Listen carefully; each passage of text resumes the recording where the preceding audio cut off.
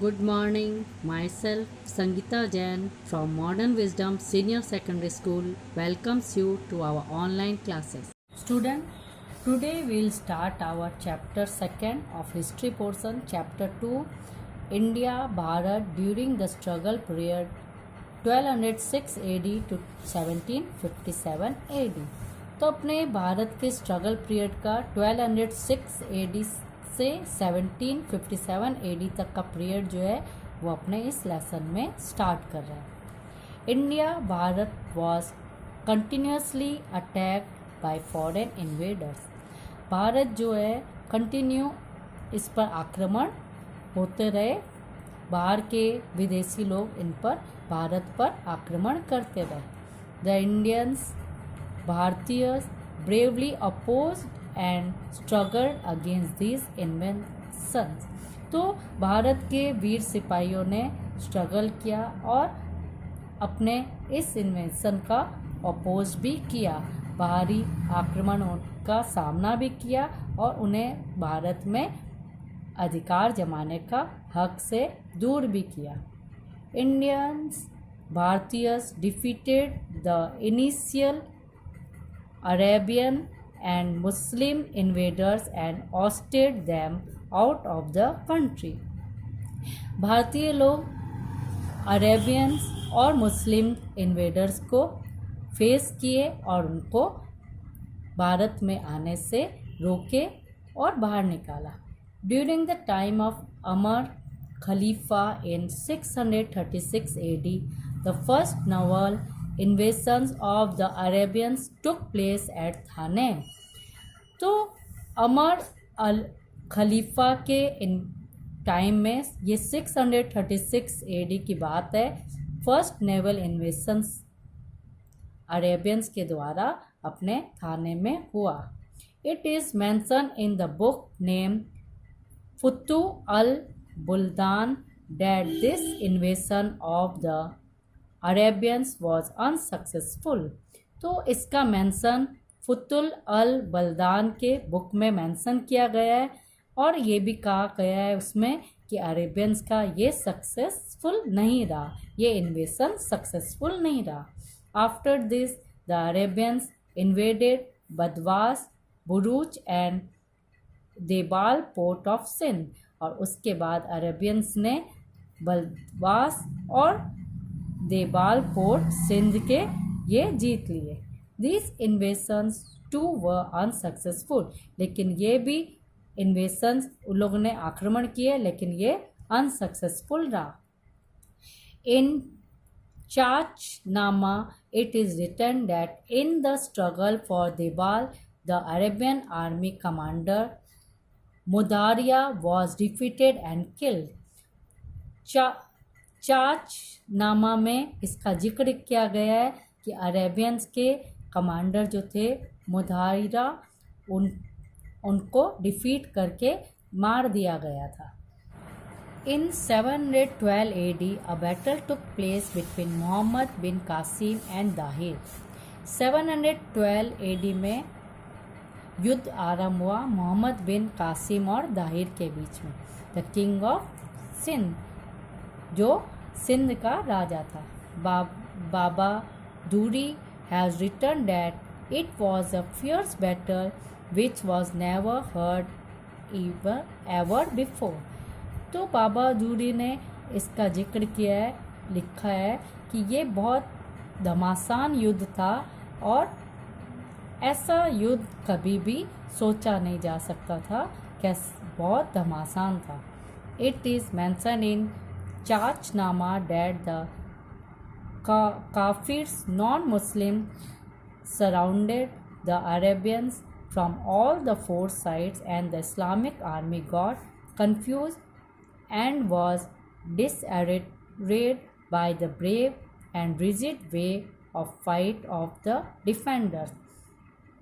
चाचनामा में कहा गया था जितने भी नॉन मुस्लिम जो थे अरेबियंस को चारों तरफ से घेर लिए थे और इस्लामिक आर्मी कंफ्यूज हो गई थी, जिसके कारण ये बहुत बहादुरी से उन्होंने उसका सामना किया और उसको डिफीट कर दिया, हरा दिया।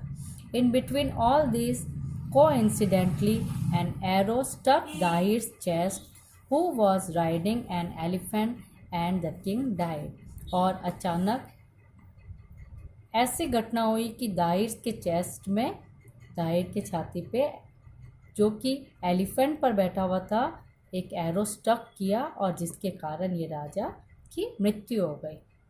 Even after this warriors like Rajkumar Jaisiya and empress Rani Bai stood firmly to protect the fort. और उसके बाद भी जो अपने योद्धा थे, राजकुमार जैसिया और रानी बाई, उन्होंने बहुत घमासान युद्ध किया अपने किले को बचाने के लिए. Mohammad Ghaznavi had to fight fiercely against the royal rulers of Kashmir, Jaipal and Anandpal. Mohammad Ghaznavi ने भी बहुत घमासान युद्ध किया अपने रूलर, कश्मीर के रूलर जयपाल और आनंदपाल के साथ. Mohammad Ghori was defeated several times by Prithviraj Chauhan. Mohammad Ghori को भी पृथ्वीराज चौहान ने बहुत बार हराया. But due to some circumstances, Muslim rule started in India by 1206 AD. लेकिन कुछ कारणवश मुस्लिम का शासन 1206 में भारत में शुरू हो गया. Even after this, the Indian भारतीय continued their struggle against foreign invaders, and this struggle continued till the Indian independence movement. और इसके बाद भी ये 1206 में मुस्लिम रूल स्टार्ट होने के बाद भी भारतीय सेना हमेशा नए नए इन्वेडर्स के खिलाफ लड़ती रही और अपने इंडिपेंडेंस मूवमेंट के लिए आगे बढ़ती रही. द इंडियंस भारतीयस continued their retaliations and struggle. भारतीय सेना कंटिन्यू स्ट्रगल करती रही और उनका सामना करती रही. फर्स्ट पार्ट स्टार्ट हुआ दिल्ली सल्तनत 1206 AD टू 1526 AD. अब ये गुलाम वंश दिल्ली सल्तनत स्टार्ट हुआ. इसमें यामिनी, इलबारी और गुलाम डायनेस्टी के स्टार्ट हुआ. Qutubuddin Aibak 1206 AD to 1210 AD, also known as लखबख्श, was coronated in 1206 AD. ये गुलाम वंश शुरुआत हुई कुतुबुद्दीन ऐबक के द्वारा, जिससे हम लखबख्श भी कहते हैं. ये 1206 पे शासक बना. Lahore was his capital. उसकी कैपिटल लाहौर थी. Hasan Nizami was sheltered in his court. उसके कोर्ट में हसन निजामी को रखा गया. Aibak build the first floor of Qutub Minar. Aibak ने कुतुब मीनार का सबसे पहला फ्लोर बनाया. The rest was completed by Iltutmish.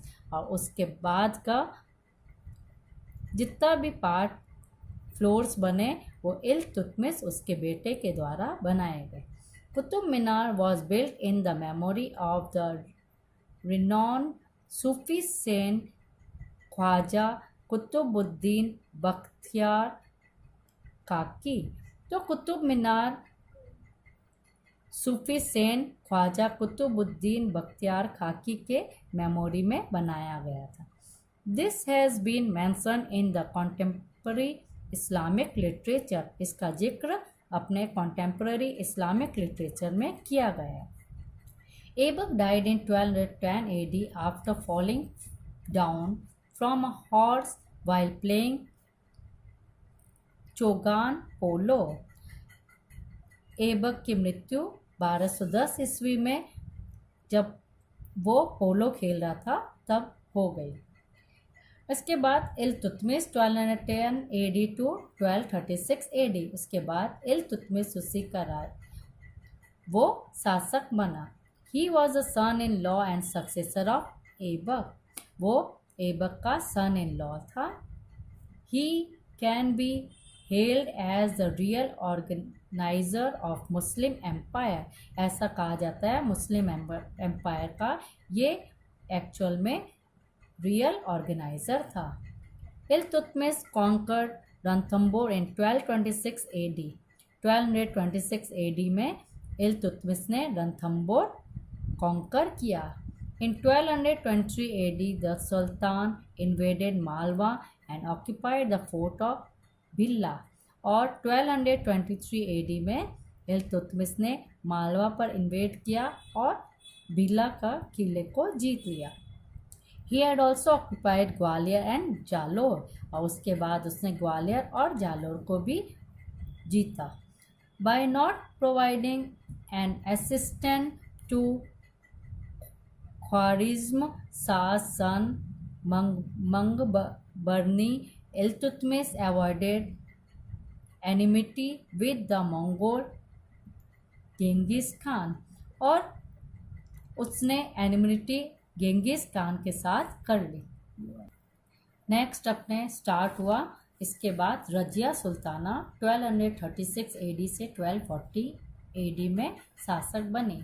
After the assassination of Rukn ud Din Firoz Shah, Iltutmish daughter Razia became the sultan. Rukn ud Din Firoz Shah को मारने के बाद इल्तुतमिश की बेटी रजिया सुल्तान बनी। Iltutmish had chosen Razia as his successor. Iltutmish ने रजिया को अपना सक्सेसर चूज किया। The Turkish aristocrats opposed Razia. Razia discontinued wearing veil, parda and had started wearing kuba coat and kula cap just like men। Turkish aristocrats ने रजिया को शासक बनने के लिए अपोज किया। रजिया ने पर्दा सिस्टम हटाया, अपना पर्दा हटा दिया और कोट पहना और कैप पहन के मैन की तरह अपना ड्रेसअप कर ली। She had appointed an Abyssinian named Malik Jamal Uddin Yaqut as Amir in Akhur, superintendent of the royal stables। Due to this, the Turkish aristocrats got annoyed। उसने अपने जमाल उद्दीन याकूत को सुप्रिटेंडेंट, अपने रॉयल का superintendent choose किया, जिसके कारण Turkish aristocrat जितने भी थे वो गुस्सा हो गए। During the campaign of quelling the revolt by the rulers of Sirhind, Yakut was assassinated. और कैंपनिंग के अकॉर्डिंग जब रिवॉल्ट सरहिंद से हुआ तो याकूत को मार दिया गया। लेटर रजिया मैरिड अल्तुनिया, बाद में रजिया ने अल्तुनिया से शादी कर ली। But they both were assassinated in 1240 AD, लेकिन उसको भी 1240 AD में मार दिया गया। After that Bahram Shah rule from 1240 to 1242 AD। Masud Shah rule from 1242 to 1246 AD and Nasiruddin Mohammad reign from 1246 to 1265 AD। और उसके बाद बलवंत शाह ने 1240 से 1242 AD तक, मसूद शाह ने 1242 से 1246 AD तक, और नसरुद्दीन मोहम्मद ने 1246 से 1265 AD तक राज्य किया। They all way incapable rulers, लेकिन वो अच्छे रूलर्स नहीं थे। The actual ruling force behind Nasruddin was Ghiyasuddin Balban, और एक्चुअल रूलिंग फोर्स जो था नसरुद्दीन के बाद गियासुद्दीन बलबन बना। Balban 1265 AD to 1286 AD। Ulugh Khan Balban belonged to the famous band of 40 group of Turkish slaves of Iltutmish। Ulugh Khan जिसे हम बलबन कहते हैं वो फेमस बैंड था 40 ग्रुप ऑफ टर्किश स्लेव्स का, इल्तुतमिश का। He ascended the throne in 1265 AD। वो 1265 ईस्वी में राजगद्दी पर बैठा। He restructured the military department name Diwane Ariz to confront the Mongolians. उसने दीवाने आरीज को, मंगोलियंस को, ये मिलिट्री डिपार्टमेंट को रिस्ट्रिक्ट किया. He started the practice of sejda and paibos, bowing in front of the emperor and kissing his feet in the royal court. उसने एक system अपने कोर्ट में स्टार्ट किया कि एम्प्रर को जो भी आएगा एम्प्रर के समक्ष झुकेगा और उसके फीट को किस करेगा. Balban is counted among the major builders of administrative structure of Delhi sultanate. इस बलवन को दिल्ली सल्तनत का मेन एडमिनिस्ट्रेटिव बिल्डर्स के रूप में भी जाना जाता है. He adopted the policy of iron and blood against his enemy. उसने एक पॉलिसी चलाई थी आयरन एंड ब्लड अपने एनिमीज के अगेंस्ट में, in which the man they killed and the women and the children they enslaved. इस policy के according जितने भी मैन थे उनको मार दिया जाता था और वुमेन और उनके बच्चों को स्लेव में बना दिया जाता है. After the death of Balban in 1286 AD, the struggle between various group of aristocrats took a blood turn. और बलवन की मृत्यु के बाद बहुत सारे एरिस्टोक्रेट आए और चले गए. Jalaluddin Khilji assassinated Khmer's in 1290 AD and declared himself as Sultan. Jalaluddin Khilji ने कुमर को 1290 में मारा और वो खुद राजा बन गया. रूलिंग एंड एडमिनिस्ट्रेशन ऑफ बलवन was famous.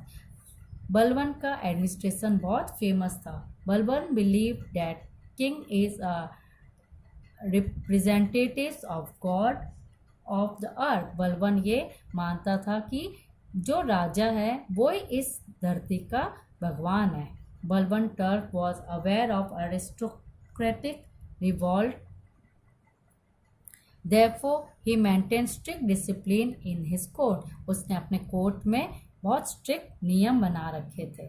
His king's major function include keeping law and order under control. इसके मेन फंक्शन था कि अपने राज्य में लॉ एंड ऑर्डर बनाए रखना. Eliminations, thieves and robbers and crushing the army administrations revolt of Rajput landlord. इसमें ये भी नियम था कि जितने भी चोर थे, रॉबर्स थे, उसको मारना और राजपूत के रिवॉल्ट्स को भी रोकना. Student, you have to revise this lesson up till now. Thank you.